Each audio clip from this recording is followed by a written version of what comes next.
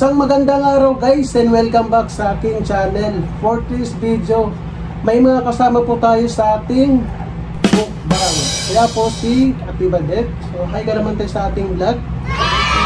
So guys, kakain po tayo ngayon ng Filipino breakfast. So ito po yung mga traditional po na breakfast natin sa probinsya. So meron tayong hotdog. So, meron din tayong pritong itlog. Tapos may beeflo po tayo dito. At syempre hindi mawawala ang ating fried rice. Tapos may pandesal po tayo dito. Tapos may mangga. At ito po yung sauce natin. Ketchup lang po siya. At may kape na rin po tayo dito at tubig. So guys, bago po natin simulan ang ating mukbang, sa mga bago pa lang po dito sa aking channel, huwag niyo po kalimutan mag-subscribe. Pakipindot lamang po ang ating notification bell para lagi po kayo ma-notified every time po na may bago akong upload na video. So ano pa ninantay natin guys, nakapagugas na rin po ako ng aking kamay kaya it's time to mukbang. So guys, siya po ay magkukutsara dahil hindi po siya sanay magkamay. So tayong mga taga-probinsya, shoutout po dyan. Mahilig po tayo magkamay. So, and guys, kain pa tayo. So, ito. Ano muna yun? Kahit ano? Kahit ano? Since kagigising ko lang guys, so magkakape muna tayo. So guys, para po sa inyo, ano na rin sugo guys, kain pa tayo. Wow! Unang subo. Wow! Sa amin pala guys, sa probinsya, madalas namin ginagawa pag nagkakape kami tuwing umaga. Sinasawsaw po namin yung pandesal po sa kape.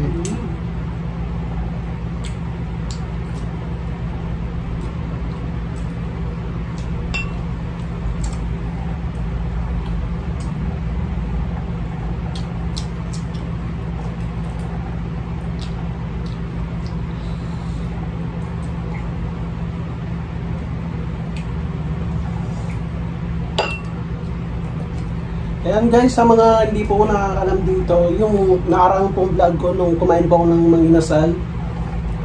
Kung napapansin niyo po, may kasama po akong bata nung mga time na yun. Siya po yung mama ng bata. So ayan guys. Ako po yung ina. Yung batang ano, sumingit. Sumingit. Makulit.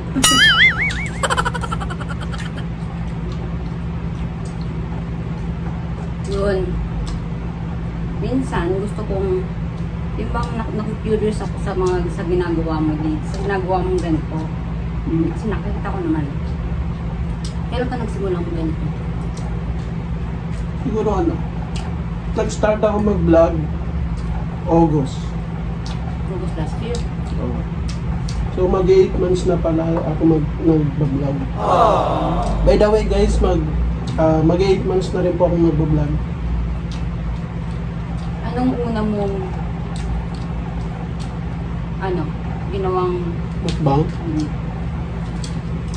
Hindi ko makakalimutan yun eh. Ang unang-una kong ginawang mukbang nun, okra. Yun yung pinakamaraming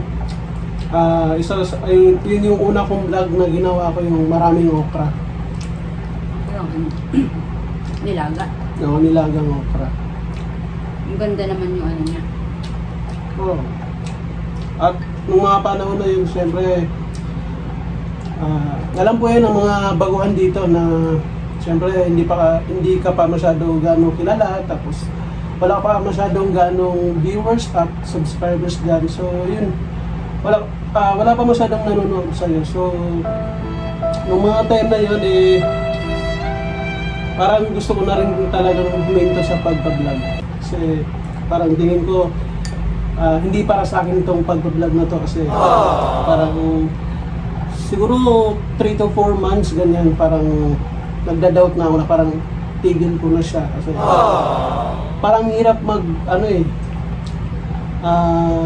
alam mo yung mga nag-uumpisa tapos parang tingin mo parang walang naniniwala sa'yo, parang walang may gusto sa'yo, pero hanggat may isang tao na nakasupport sa'yo na magpatuloy ka lang, maniwala kayo sa akin guys. Ipagpatuloy nyo kung ano yung sinimulan. Hayaan yung mga naririnig ng mga negative, lalo na yung mga sa paligid nyo. Kasi kung sino pa yung madalas mong nakakausap dyan, yung mga kaibigan mo, sila pala yung humihila sa'yo pababa. Kaya advice ko lang din po sa mga nagsisimula po dito, katulad ko. Kung ano po yung sinimulan nyo, pagpatuloy nyo po yan. Kasi lilipas din po yung araw, balang araw. Yung mga pinapanood nyo ngayon, kaya na rin po ngayon yung pinapanood nila. Kaya subok lang po ng subok. Tapos, tinatanggal ko yung bawang. Kaya mukha yung Kasi, bawang. hindi ko talaga gusto yung lasa niya. Pero hindi naman sa maarte. Bata pa lang talaga ako. Di ko na talaga siya gusto. Yung lasa. Kahit na toasted siya, kahit na ano na, basta nakita ko siya, at tanggalin ko talaga siya kasi hindi ko talaga siya makain. Hindi ko talaga siya, hindi naman sa hindi bet, hindi ko talaga siya kayang nguyain. O pag nalasahan ko siya sa bibig, hindi ko talaga nagugustuhan. Pero, baka mamaya, diba, sabihin nila, inaarte ko yun. Pero hindi talaga. Maliit pa lang talaga ako. Oo. Hindi ko na talaga Kumbaga, siya, kung ano yung kinalakihan mo talaga, no? hindi ko na talaga siya na nalibawang sa kinakain ko. Naalis ko talaga siya. Hindi naman sa hindi ko siya gusto. Hindi talaga kaya ng bibig ko yung hindi talaga kaya na nasa loob siya ng bibig ko na nangunguya ko siya.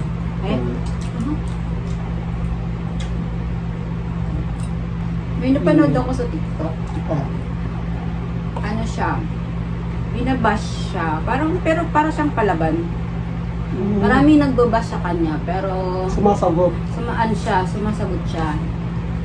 Sabi niya, sige i-bash mo lang ako. Hindi mo ba alam kumikita ako sa pambabash niya? Ito ba yung ganun? Para sa akin, oo.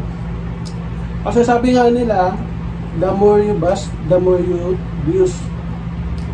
Kasi the way na binabash yung isang tao, nagkakaroon yun ng views. Kasi siyempre, yung mga bashers, pinapanood naman din nila yung binabash nila. Ay ayun, nagkakaroon ng views yung binabash nila. Pero mas ano pa rin ba na hindi ka nababash o okay lang mo? Para sa akin, siyempre, mas maganda yung Hindi. nagbablog ka na hindi ka nababash. Kasi siyempre, baga parang nakakapag-concentrate ka ng maayos, nagagawa mo yung ginagawa mo. Pero siguro yung kapag nababas ka siguro, parang nagkakaroon ka na lang siguro ng motivation ba na kailangan mong magpatuloy, huwag ka magpa-apekto sa mga sinasabi ng mga tao, especially bashers. Kasi pag nagpa-apekto ka, talo ka. Para saan pa yung ginawa mo, yung inumpisahan mo kung itinigil mo dahil lang sa pangbabas ng mga tao, nagpa-apekto.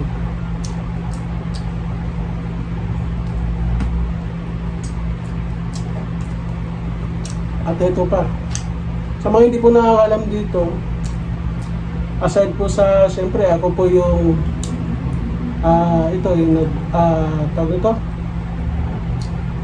may-ari ng account na to. Ako rin po yung nag-edit, nagsiset up. Kumbaga ako yung videographer, ako rin yung artist, kumbaga kasi siyempre ako yung nagbablog. Lahat-lahat na lang ako. Kumbaga ako rin yung pumupunta ng palengke, kung ano yung imumukbang ko bukas. Pagdating ko ng bahay, ayun. Ako rin po yung magluluto. After nun, pag naluto ko na yun, set up ko na, ayusin ko, tapos ako yung magbibideo. Ako rin yung editor niyan, lahat-lahat na. Kaya, di ba, dapat sana yung mga bashers dyan, huwag naman po kayo mag-bash kasi hindi nyo po alam yung yung hirap ng mga ginagawa po ng mga katulad namin.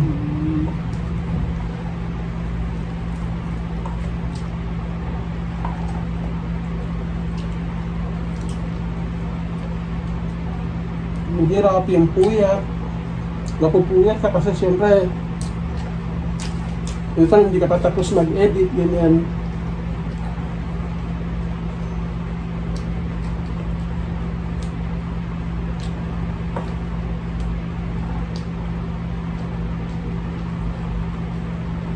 Tapos, gano'n na kadami yung ano mo, Ano? yung nakasubscribe sa'yo.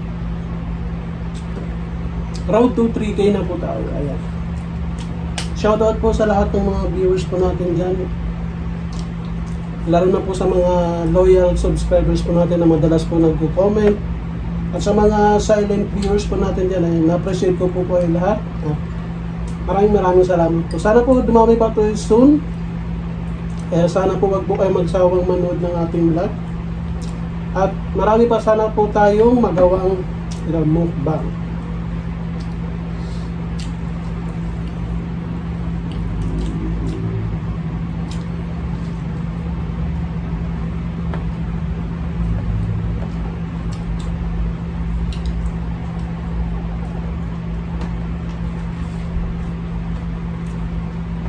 Na-try mo na bang mag-ano? Na-try mo na bang mag-mukbang sa...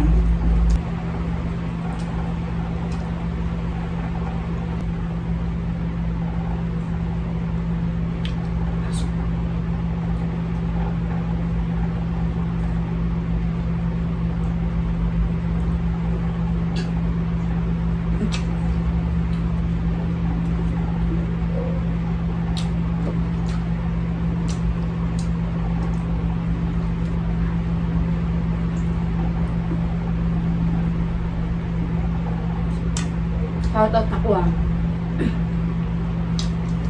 Baka may gusto ka dyan natin shoutout. Shoutout dun sa kapatid ko na nasa Saudi. Ingat ka dyan. Ay, shoutout po.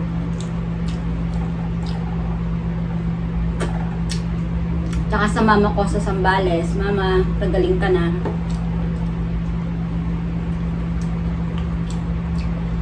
Ito guys yung panghimagas natin mga.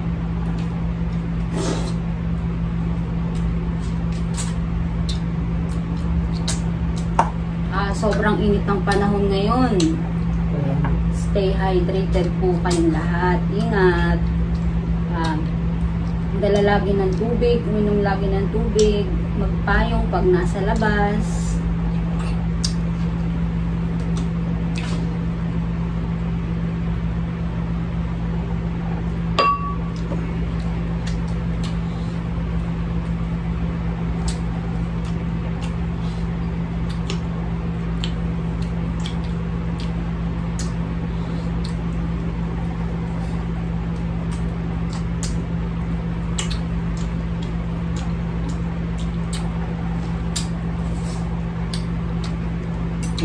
Kinamay ko na. Maasim tong isang to. So guys, dito na punta na po sa aking vlog. Mukhang di po namin maubos yung pagkain po namin kasi siya po nakapag-almusal na daw po sa kailang umaga, kaya hindi na po niya kaya ubusin tong foods namin. Kasi sinabi niya ubusin kung kaya ba niya. Sabi po na hindi niya na po kaya. So guys, dito na punta po sa aking vlog. I hope po nag-enjoy po kasi ng panonood. And don't forget to like and share and subscribe. So yun lang po guys, maging kayo palagi. See you in my next vlog. Bye!